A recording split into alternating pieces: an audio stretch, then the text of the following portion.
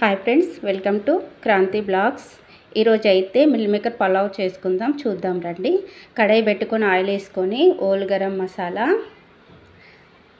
పచ్చిమిర్చి, ఉల్లిపాయలు, పచ్చి బఠానీ వేసుకొని వేపుకోవాలండి పచ్చి వాసన పోయే వరకు. తర్వాత అల్లం ఎల్లిగడ్డ పేస్టు, తర్వాతనేమో చిన్న కట్ చేసుకుని ఒక టమాటా పెద్ద సైజు తీసుకున్నాను నేనైతే. అవి మంచిగా వేగిన తర్వాత కొత్తిమీర, కరివేపాకు వేసుకోవాలండి. మిల్ మేకర్ అయితే వేడి నీళ్ళలో వేసుకొని కొంచెం క్లీన్ చేసుకొని వేసుకోవాలి. తగినంత కారపొడి, తగినంత సాల్టు, గరం మసాలా, ధనియాల పౌడరు, తర్వాతనేమో ఒక చిన్న కప్పు పెరుగు అన్నీ వేసుకున్న తర్వాత బాగా కలపాలండి. కలిపిన తర్వాత ఇట్లా ఆయిల్ మంచిగా పైకి వచ్చిన తర్వాత పచ్చివాసన పోయిన తర్వాత మనమేమో రైస్ తీసి వేసేసుకోవాలండి. నేనైతే నార్మల్ రైసే వేసాను, బాస్మతి రైస్ అయితే వేయలేదు. బాగా కలిపామనుకోండి బియ్యం అయితే ఇరిగిపోతాయి. కొంచెం దానంగా మెల్లగా కలుపుకోవాలి.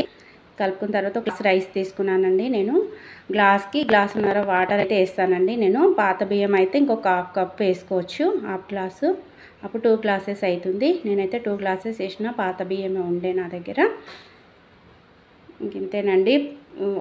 కొత్తిమీర వేసుకొని విజిల్స్ పెట్టుకోవాలండి. 5 విజిల్స్ వచ్చిన తర్వాత చాలా టేస్టీగా ఉంటుందండి. మీరు కనుక నచ్చినట్టుంటే ఒక్కసారి ట్రై చేసి చూడండి. ఓకేనా ఫ్రెండ్స్? మంచి పుల్లలుగా వస్తుంది. మన ఇంట్లో ఏం కూరగాయలు లేవు, తినాలి అనిపించలేనప్పుడు అయితే ఇలా చేసుకుంటే అయితే చాలా బాగుంటుంది. ఓకేనా ఫ్రెండ్స్? మీకు కనుక నచ్చినట్టుంటే ప్లీజ్ లైక్ చేయండి, షేర్ చేయండి, సబ్స్క్రైబ్ చేయండి. మరి వీడితో మళ్ళీ కలుస్తా. బాయ్ అయితే.